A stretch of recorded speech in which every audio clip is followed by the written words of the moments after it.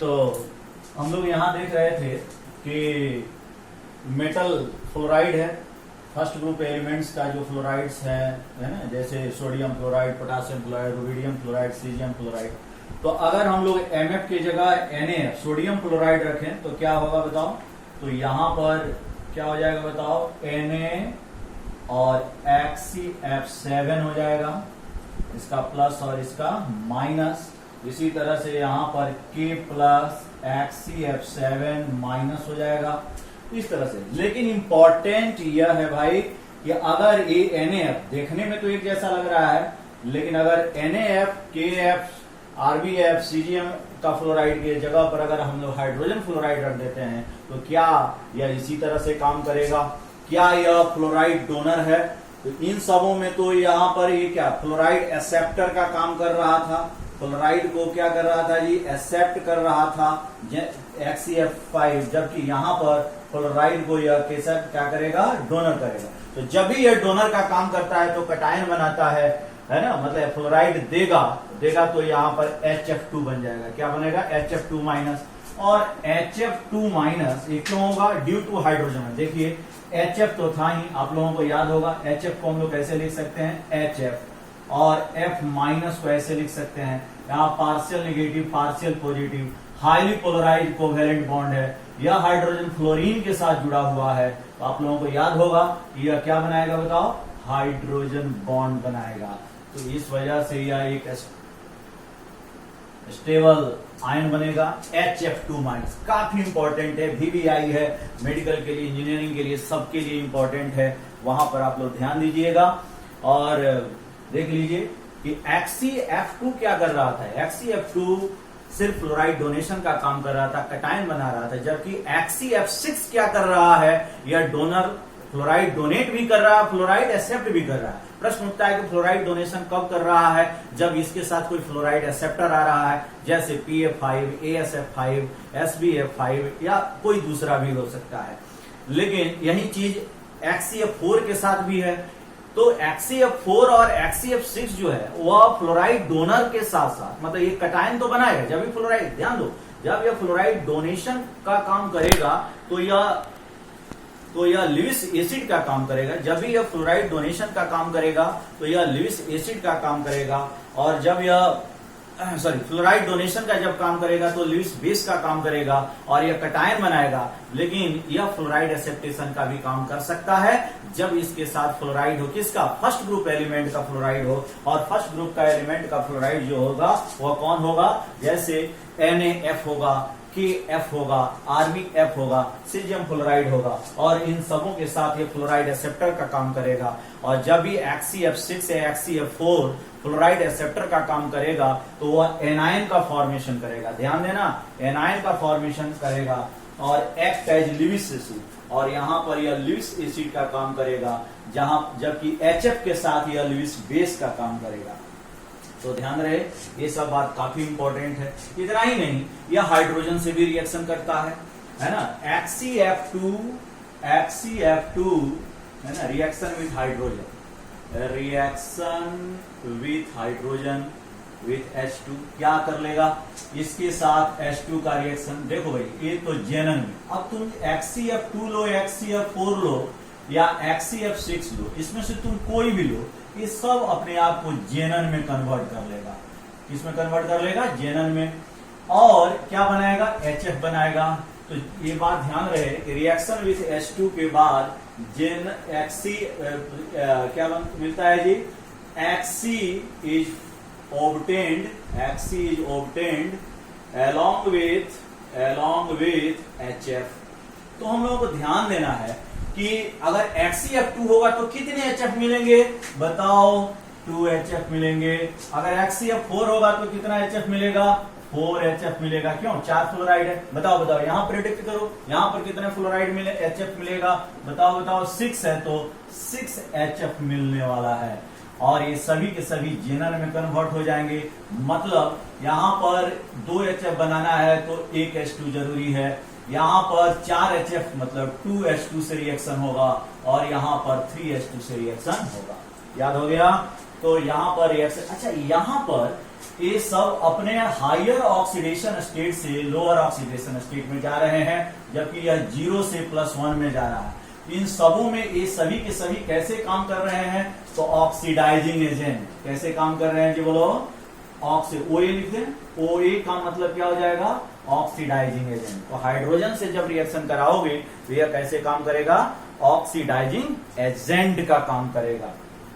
और जगह oxidising agent, क्योंकि तुम जानते हो कि HCF2, HCF4 और HCF6 जो है आर गुड ऑक्सीडाइजिंग एजेंट, बहुत ही अच्छे ऑक्सीडाइजिंग एजेंट है। देयरफॉर दे ऑक्सीडाइजेज क्या? क्लोराइड को क्लोरीन में, ब्रोमाइड को ब्रोमीन में, है ना, आयोडाइड को आयोडीन में, है ना, सेरियम 3+ को सेरियम 4+ में इसमें कर देगा। जैसे अगर आपको आ गया क्वेश्चन कि बताओ भाई HCF2, ये याद हो रहना चाहिए, HCF2 का रिएक्शन अगर हम लोग कराते हैं, किससे करा रहे हैं? मान लो HCl से कराते हैं, तो HCl से कराएंगे तो क्या होगा? जाहिर सी बात है जेनन, ये जेनन जो है अब रिड्यूस हो जाएगा, Hc में चला जाएगा। फ्लोरीन जो है वह क्या बना लेगा? HF, 2 है तो निश्चित रूप से रहना चाहिए 2HF बन जाएगा। अब बताओ कि यह क्लोराइड जो था वह क्लोराइड किस में बदल जाएगा? क्लोरीन में बदल जाएगा। समझ में आ गया? तो इस तरह से कोई भी, जैसे तुमको अगर कोई क्वेश्चन HCF4 दे दिया जाए और KI दे दिया जाए, पूछा जाए कि बताओ इसका प्रोडक्ट क्या होने वाला है, तो इतना तो पक्का है कि यह जेनन ही मिलेगा। तो यहाँ पर Xc मिल गया, और Xc मिलने के बाद अब क्या होगा? तो यहाँ पर HF बना था, हाइड्रोजन था तो HF, यहाँ पर क्या बनेगा? KF। कितना KF? 4 KF बन जाएगा, और I2 तो यहाँ पर 4 रखना पड़ेगा जी, 2I2 बन जाएगा। इतना ही नहीं, यह HCF, अगला पॉइंट क्या होगा कि HCF2, HCF4 और HCF6 कैन फ्लोरिनेट, किसको फ्लोरिनेट कर सकता है? ऑक्साइड्स को, जैसे NO को, NO2 को, SO3 को, इन सबों को भी फ्लोरिनेट कर देता है। तो कैसे फ्लोरिनेट करेगा? जैसे HCF2 है, 2 मोल NO से रिएक्शन कराओ, या तो खुद Xc में बदल जाएगा, लेकिन यहां पर मिल जाएगा 2NOF मिल जाएगा। अगर तुम HCF2 का रिएक्शन NO2 के साथ करा रहे हो, सिमिलर टू दिस, यहां पर Xc बनेगा और यहां पर 2NO2F, नाइट्रोसाइल फ्लोराइड और नाइट्रोनियम फ्लोराइड। इसी तरह से एक और इंपॉर्टेंट है, यहां जगह नहीं है तो हम यहां लिख देते हैं, SO, पॉज करके नोट करो,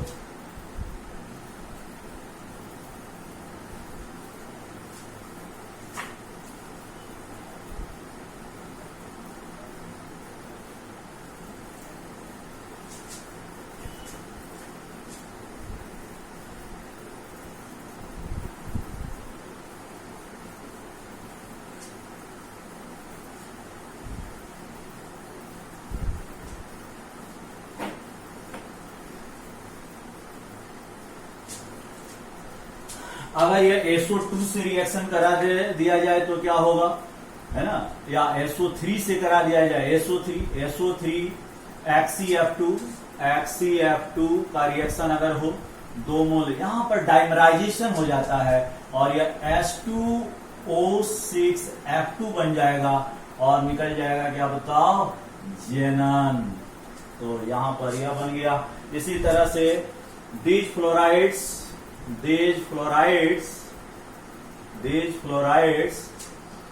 can both oxidize and fluorinate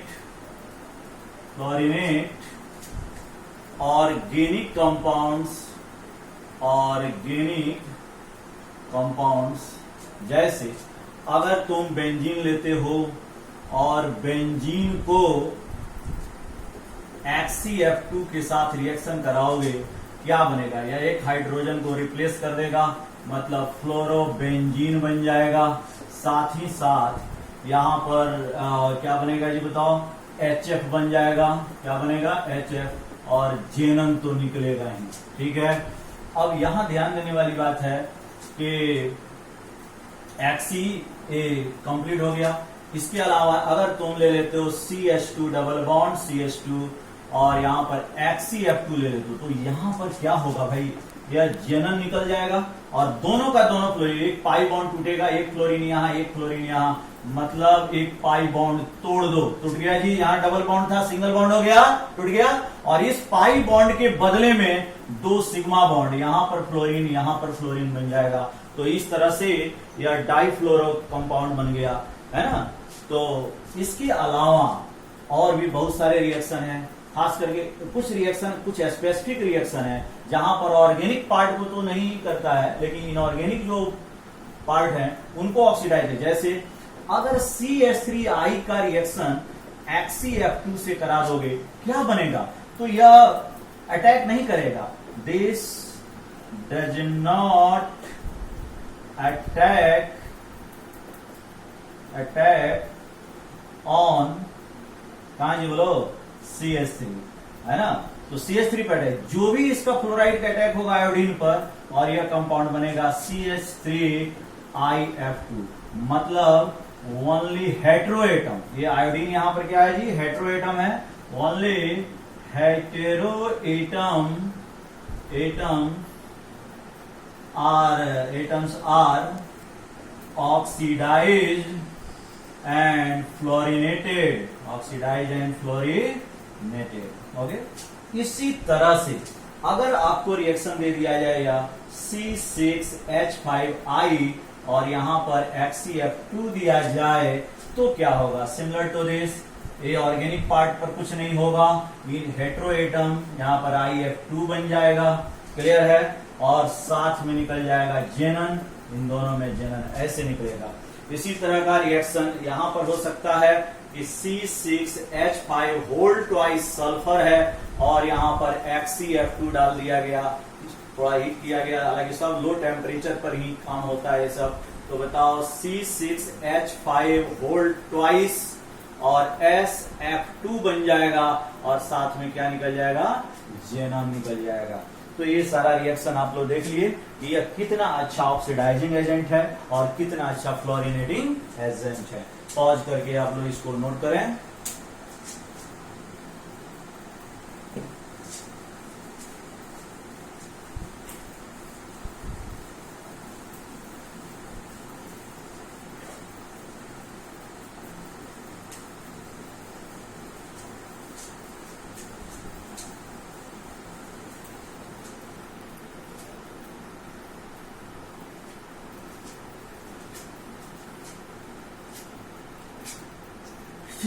next है हाइड्रोलाइसिस।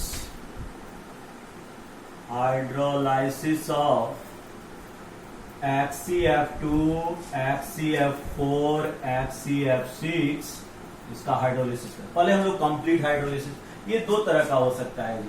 एक हो सकता है कंप्लीट हाइड्रोलाइसिस, दूसरा होगा इनकम्प्लीट हाइड्रोलाइसिस। इनकम्प्लीट हाइड्रोलाइसिस सबसे पहला देखते हैं हम लोग कंप्लीट हाइड्रोलाइसिस। कंप्लीट हाइड्रोलाइसिस मतलब हाइड्रोलाइसिस का मतलब वाटर की सहायता से अगर किसी कंपाउंड को तोड़ा जाए तो उसको क्या कहते हैं हम लोग, हाइड्रोलाइसिस। अब देखो भाई सभी लोग ध्यान से देखना, देखो देखो देखो, HCF2, HCF4 और HCF6, देखो इसको कंप्लीट हाइड्रोलाइज करने के लिए 1 मोल वाटर चाहिए, H2O लिखते हैं। इसको करने के लिए 2 मोल वाटर चाहिए 1 मोल के लिए, और इसके लिए 1 मोल के लिए 3 मोल वाटर चाहिए। सभी लोग ध्यान से देखना, देखो जब भी हाइड्रोलाइसिस करोगे, HCF2 का हाइड्रोलाइसिस करोगे तो यह देगा जेनन, क्या देगा जी, जेनॉन मिलेगा HC, साथ में क्या मिलेगा, HF, बैलेंस कर लेना तुम लोग, और ऑक्सीजन बैलेंस करना चाहते हो बहुत आसानी से हो जाएगा, यहाँ R2 लिख दो, यहाँ R2 लिख दो, चलो ये मिल जाएगा। यहां पर देखो ये वाला जो तुम देख रहे हो यहां पर क्या मिलेगा, तो यह जेनन ट्राइऑक्साइड मिलेगा, जेनॉन ट्राइऑक्साइड मिलेगा, मतलब XCO3 मिलने वाला है और साथ में HF मिलेगा। बैलेंस कर सकते हो, करो।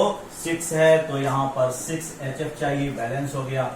ध्यान देने वाली बात है कि यहां पर भी +6 ऑक्सीडेशन स्टेट है, यहां पर भी +6 ऑक्सीडेशन स्टेट है। तो हम लोग एक बात लिख सकते हैं कि ऑक्सीडेशन स्टेट में चेंज नहीं हुआ है, और जब ऑक्सीडेशन स्टेट में चेंज नहीं होता है तो वह क्या रेडॉक्स रिएक्शन नहीं कहलाता है। मतलब अगर आपसे क्वेश्चन पूछा जाए और पूछा भी जाता है कि क्या hydrolysis of XCF6, complete hydrolysis of XCF6 क्या डिस्प्रपोर्शनेशन रिएक्शन है, क्या रेडॉक्स रिएक्शन है, या इन दोनों में से कोई नहीं है, तो इसका जवाब क्या होगा कि XCF6 का कंप्लीट हाइड्रोलिसिस जब हम लोग करते हैं, या कोई भी हाइड्रोलिसिस XCF6 से इनकम्प्लीट भी करेंगे, तो वहां पर देखेंगे ऑक्सीडेशन स्टेट ऑफ जेनन में किसी भी प्रकार की कोई चेंजिंग नहीं होती है। तो ये बात हम लोगों को गांठ बांध करके रख लेना चाहिए कि ये ना तो रेडॉक्स रिएक्शन है, और जब रेडॉक्स रिएक्शन नहीं होगा तो डिस्प्रपोर्शनेशन रिएक्शन भी नहीं होगा, क्योंकि डिस्प्रपोर्शनेशन रिएक्शन भी आप लोगों को याद है कि वह क्या होता है, बताओ।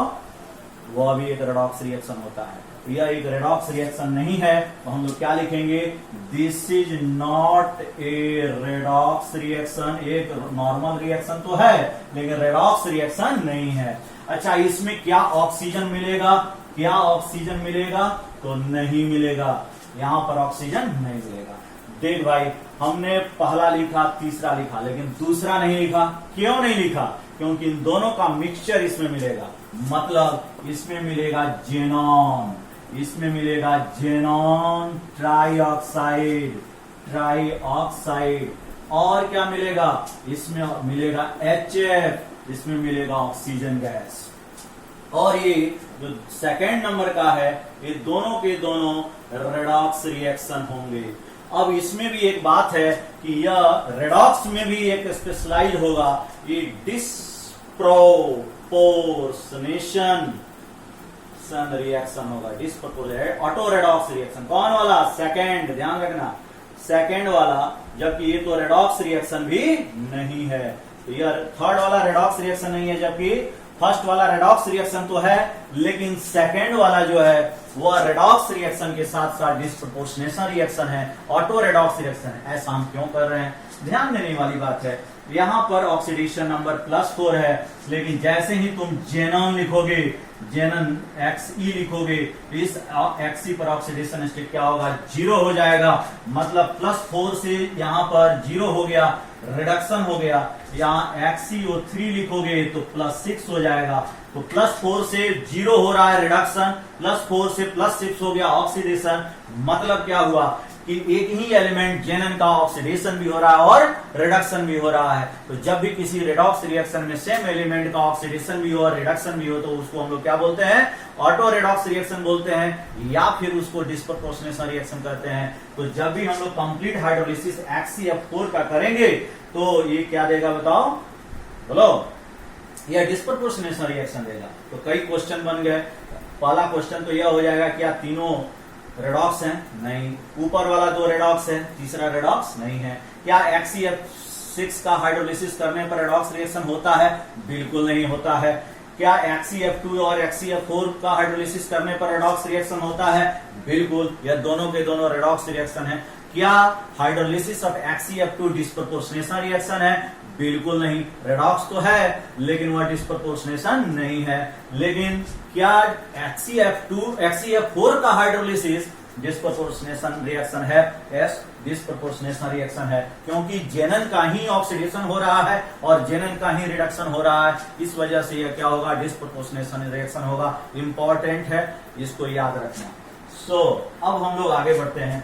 अब ए बैलेंस्ड है, ए बैलेंस्ड है, लेकिन ये वाला बैलेंस नहीं है। इसके लिए तुम बैलेंसिंग कर लो। क्या हम यहीं पर लिख दें, तो तुम एक काम कर सकते हो, फिर से लिख देते हैं। XCF4 को 6 मोल ले लो, 12 मोल H2O ले लो, रेशियो तो 1:2 का ही है। क्या मिलेगा, देखो, 4 मोल जेनन मिलेगा, 2 मोल XCO3 मिलेगा, और ये कितना बन जाएगा, 24 HF बनेगा, और ऑक्सीजन बताओ कितना हो जाएगा, 6 तो इसमें निकल गया, 12 है तो 3O2 बन जाएगा। तो इस तरह से यह एक बैलेंस केमिकल इक्वेशन भी तुम लोगों को मिल गया। क्लियर? तो ये था हाइड्रोलिसिस। लेकिन अभी बच गया है क्या? Incomplete hydrolysis. तो इनकम्प्लीट हाइड्रोलिसिस को फिर हम लोग अभी तुरंत देखते हैं। ओके।